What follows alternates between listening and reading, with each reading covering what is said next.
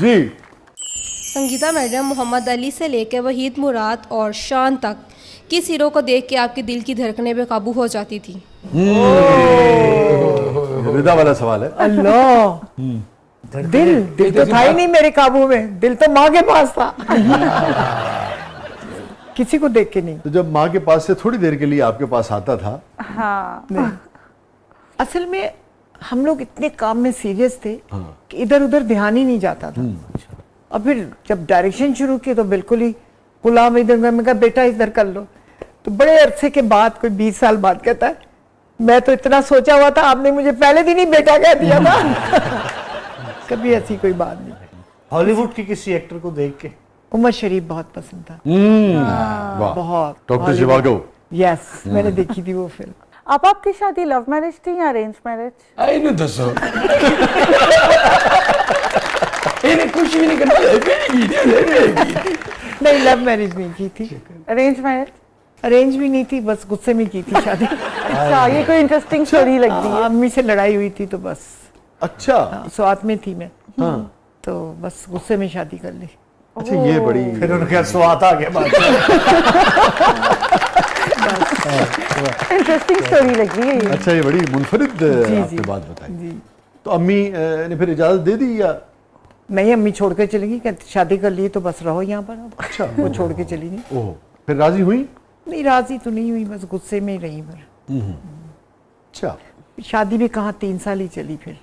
अच्छा, तो गुस्से में जिनसे की उनको पसंद करती थी आप? नहीं नहीं, बिल्कुल भी अच्छा। नहीं। वो बल्कि मेरा फैन था। अच्छा, वो आपको पसंद? आर्टिस्ट था वो, हुमायूं कुरैशी। हाँ। जी। बस एक बेटी उससे है। बस 3 साल बाद ही अलैदगी खत्म हो गया था सिलसिला। जी। तो आप, आपका क्या तजुर्बा है? शादी गुस्से में करनी चाहिए, मोहब्बत में करनी चाहिए या वालिदैन की मर्जी से करनी चाहिए? वालिदैन की मर्जी से करना चाहिए। वालिदैन की हाँ, कभी कोई बात हो तो वालिदैन सामने खड़े होते हैं। अपनी पसंद से करोगे तो कोई साथ नहीं देगा फिर आप। और गुस्से में करोगे? गुस्से में तो अपनी जिंदगी बर्बाद होती है। Any regret in life? हाँ, शादी जो की वो गलत था मेरा फैसला। वो आज तक मैं सोचती हूँ कि गलत किया था मैंने, क्योंकि किसी का कुछ नहीं किया, जिंदगी तो मेरी बर्बाद हुई। लेकिन मैं पीछे पलट के कभी नहीं देखती, आगे देखती हूँ बस। उस जमाने में तो बहुत सारे लोग आपको चाहते होंगे, प्रपोजल्स भी होंगे, कुछ लोग शायद आपको भी पसंद हों, कुछ आपकी फैमिली भी चाहती होगी, मगर फिर क्यों गुस्से में क्यों किया? मैं ये नहीं जानना चाह रहा कि क्या हुआ, मगर गुस्से में फिर आपने क्यों किया इतना बड़ा डिसीजन जिंदगी का? मैं उस फिल्म की डायरेक्टर थी, तो सारे यूनिट के सामने अम्मी ने बड़ी गालियां दी मुझे। अच्छा। तो मैं भाग के ना ऊपर से छलांग लगाने लगी थी, नीचे दरिया बह रहा था, दरियाए स्वाद। तो हुमायूं ने आके मेरी टांग पकड़ ली, नहीं तो मैं गिर जाती, करने लगी थी। इसीलिए कहते हैं जवान बच्चों को सबके सामने मत डांटो, अकेले कमरे में डांटो, जो मर्जी, वो बर्दाश्त हो जाता। लेकिन दुनिया लोगों के सामने अगर आप डांटोगे जवान औलाद को, वो बर्दाश्त नहीं होती। बस दूसरे दिन उसको कहा शादी करोगे, वो तो हक्का बक्का हो गया। मैं कहा अभी मौलवी लाओ। इस तरह शादी हुई। अच्छा। संगीता साहबा, कोई ऐसी बात जिसपे होता है ना इंसान को गिल्ट रहे? मेरी बेटी है मिशाल, उसकी शादी 16वें में वो लगी थी, तो मैंने उसकी शादी ज़बरदस्ती कर दी। ये मेरी ज़िंदगी का सबसे बड़ा और गलत फैसला था। मैं ये समझती थी कि बच्चियां दोनों घर में अकेली होती हैं, मैं बाहर काम पे होती हूँ, तो कोई अभी नबी ना हो जाए, इसलिए उसकी जल्दी शादी की। बस वो शादी गलत हुई, बस बहुत गलत हुई। और वो मेरे यहाँ पर दर्द होता उसके लिए बहुत ज़्यादा। और मुझे सबसे ज़्यादा प्यार उसी बेटी से, वो सतमाई थी। मुझे बहुत तकलीफ़ होती है उसकी, बहुत ही ज़्यादा। बस। हालांकि आपका अपना जो तजुर्बा था वो ये था कि भाई बहैसियत माँ या बहैसियत वालिदैन बच्चों की रजामंदी और प्यार और वो शामिल होना चाहिए। जी। उसके बावजूद भी इस खौफ से कि भाई वो अकेली होती थी, आपने घर में नौकर चाकर ही थे ना, फिर स्कूल जाना, बाद में फिर कॉलेज जाने लगी।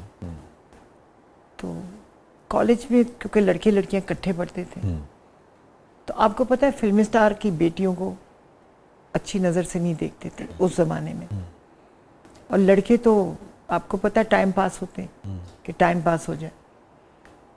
तो एक लड़के का मुझे पता चला तो मैंने फ़ौरन ही उसको घर बैठा लिया, फ़ौरन शादी कर। मैं कर नहीं, बस उसकी मुझे बहुत तकलीफ़ है। बाकी माशाल्लाह सब दोनों बेटियां सही हैं, सेट हैं अपने अपने घरों में।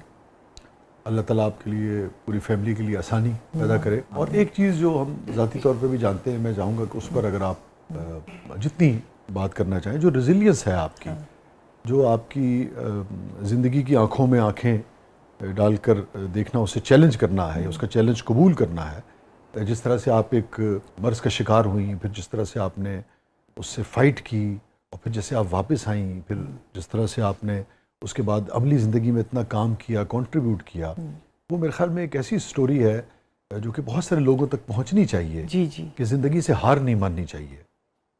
मैं ये समझती हूँ कितनी भी मोहल्लक बीमारी हो ना, उससे खौफ नहीं खाना चाहिए, उससे फाइट करनी चाहिए।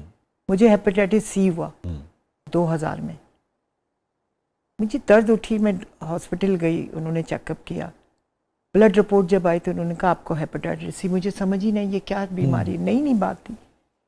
मैंने फिर डॉक्टर को पूछा, उसने कहा हाँ ये तो इंसान जिंदा नहीं रहता और ये हो जाता और हो जाता। मैं डर गई। फिर बहुत हालात ख़राब हुए मेरे। मैं फिर दिल्ली गई, वहाँ डॉक्टर को दिखाया तो उसने कहा नहीं जी मैं तो कुछ भी नहीं कर सकता, ये तो एंड है आपका। मेरे मैदे में सारे जख्म बने हुए थे अंगूर के गुच्छे की तरह। उसने कहा ये फटेगा तो ख़त्म हो जाएगी। कोई डॉक्टर ले ही नहीं रहा था। एक डॉक्टर ने फिर कहा कि मैं करता हूँ। उसने एंडोस्कोपी करके ना वो सारे जख्मों का मुंह चिपका दिया। मैं आ गई यहाँ पर। अब वो कह रहे थे जिगर भी जो शिलिंग हो गया था, बिल्कुल बहुत बुरे हालात थे। उसमें 90 इंजेक्शन एक लगाए, फिर हफ्ते में 25,000 का एक इंजेक्शन होता था, वो लगाए, लेकिन वो ठीक नहीं हुआ। और मेरी छोटी बेटी की शादी थी, उससे 2 दिन पहले मुझे ना वो फट गया जख्म, ब्लड की है ना, ब्लड, उफ, नाक और मुंह से हर जगह से खून जारी, कोई उम्मीद ही नहीं थी। फिर डॉक्टर साहब आए जो इसके माहिर थे, खून रोका है, फिर मेरे मुंह में और नाक में नालियां डली थी। ठंडे पानी की बोतल ये डालते थे और वहां से खींच के निकालते थे क्योंकि ब्लड ना जमा हो, इन्फेक्शन हो गया तो ख़त्म। खैर वो आए, फिर उन्होंने ज़ख्मों को फिर वही एंडोस्कोपी करके चिपका दिया। मेरी बहन वहाँ पर थी इंडिया में, कहती मैं हेलीकॉप्टर से तुम्हें यहाँ बुलवा लेती हूँ। डॉक्टर ने कहा हिल ही नहीं सकती। खैर फिर मैं कराची गई, मेरे भाई बने हुए अजीज़, एक दवाई आई थी, हर महीने वो दवाई मैं खाती रही। डॉक्टर साथ बहुत अच्छे डॉक्टर हैं, उन्होंने वो 6 महीने मुझे दवाई इस्तेमाल कराई और हर महीने चेकअप हुआ। 6ठे महीने ना क्लियर हो गया। चलो फिर हर 6 महीने बाद उन्होंने कहा अपना ब्लड चेक कराओ और ये नहीं करना, ये नहीं करना, ये दवाई खाती रहना। माशाल्लाह वो सही होगी। फिर मैं इतनी बड़ी थी कि मैं 8-9 साल इससे भुगती हूँ।